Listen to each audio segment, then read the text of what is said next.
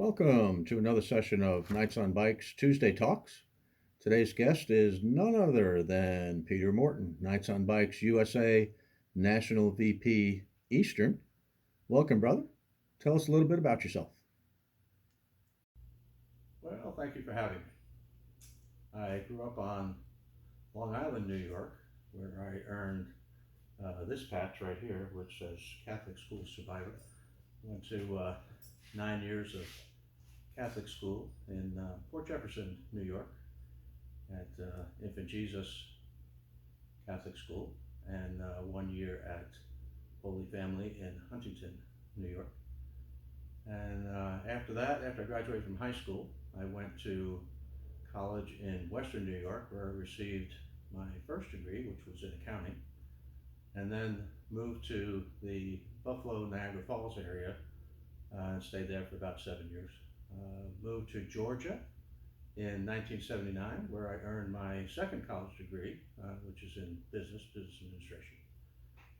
And when we moved to Georgia in 1979, I became a charter member of the St. Joseph Knights of Columbus Council 7662 in Dalton, Georgia, which is near Chattanooga, Tennessee.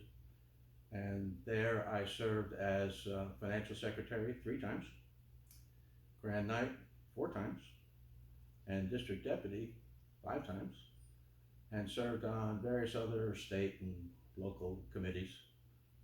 This year, I was awarded honorary life membership status. I was also a charter member of the Georgia Knights on Bikes, which we formed in 2013. And at that time, I served as the first Atlanta Archdiocese president of diocese.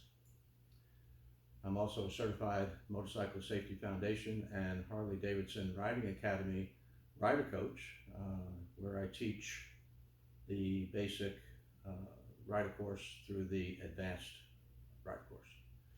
In 2021, I was elected to USA National VP Eastern, which covers the entire East Coast from Maine to Florida, and mostly states that are in the Eastern time zone. In addition to trying to expand membership in that role, I, with the help of a lot of other family members and K&B brothers, organized and held the first ever East Coast Regional Meet in the Middle Rally in Withrow, Virginia. We had a great time riding motorcycles on some of the best roads on the East Coast, along with providing a venue for a lot of East Coast brothers and wives to get to know each other a little better. We all learned a lot from all of the feedback, and everyone seemed to have a great time. So, why start Nights on Bikes Tuesday Talks? Well, good question. Lately, there's been a lot of disagreement as to how Knights on Bikes should operate. Been a lot of bickering. Decisions were made bypassing established bylaws, chain of command, Facebook censorship, decisions made contrary to the current bylaws, etc. This is not what I signed up for. What I signed up for nearly 10 years ago was simple. When I saw what the founders had in mind on their website, and that was to promote Knights of Columbus and safe motorcycling. Two things that are near and dear to my heart. I know that that was something that I wanted, so we held a organizational meeting in Georgia and did just that for a good number of years, and still do that to a large extent. However, in the last 4 years, it seems to me that K&B has taken a turn away from that original idea and created too much bureaucracy and too many rules, apart from, and in some cases contradictory to, the Knights of Columbus bylaws and rules of the order.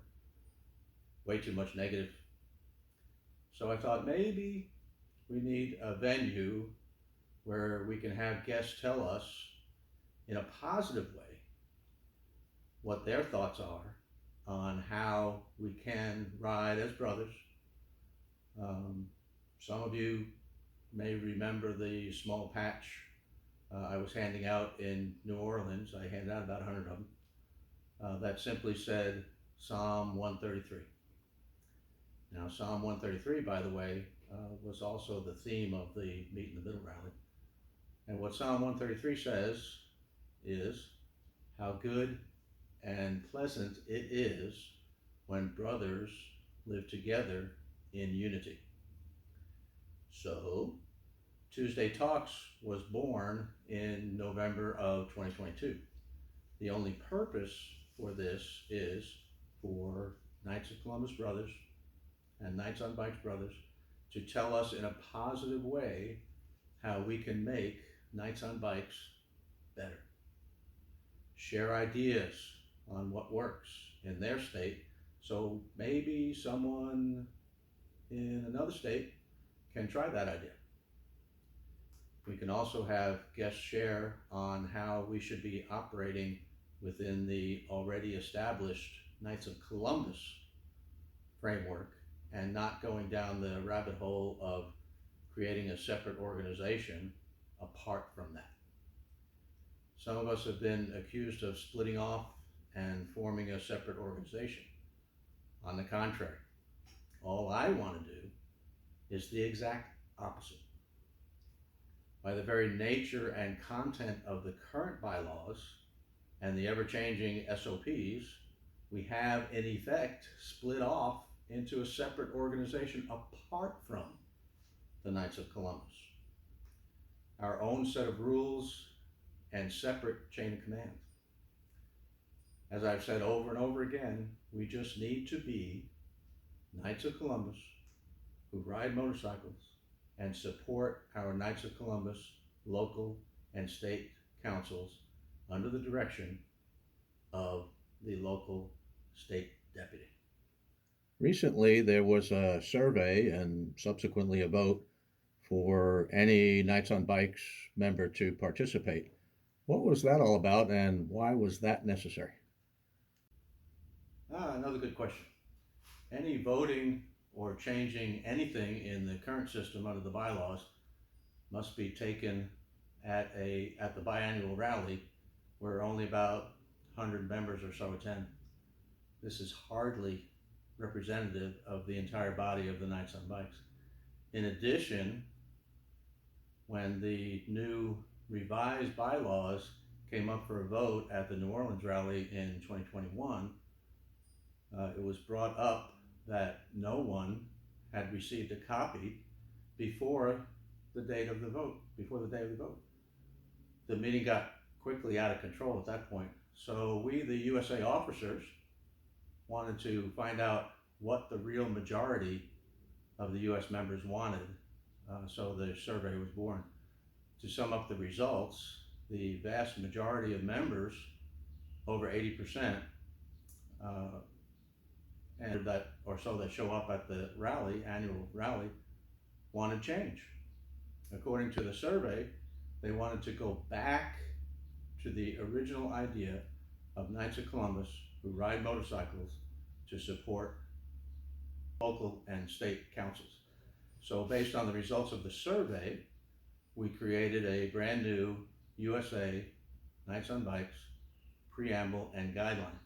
We used the same system, SurveyMonkey, to conduct a vote to make sure that the real membership, not just the 100 or so that show up for a rally, were actually in favor of that. Now, not as many voted as took the survey, but it was still far in excess of just the small number who show up at the rally. The vote percentage in favor was almost the same as the survey, around 80%. So the message was clear.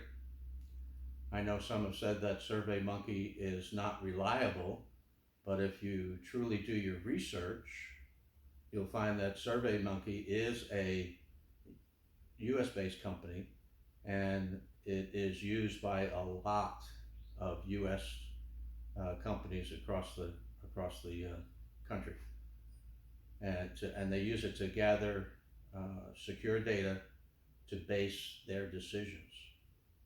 The way we used it was each valid registered Knights on Bikes member had to receive a ballot via their email.